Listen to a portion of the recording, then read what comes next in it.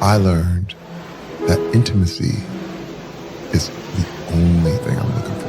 And when I say that, intimacy really means that someone knows you, all your stuff, everything about you, good and bad, and loves you anyway. That's all every man is looking for. You can't get intimacy without vulnerability.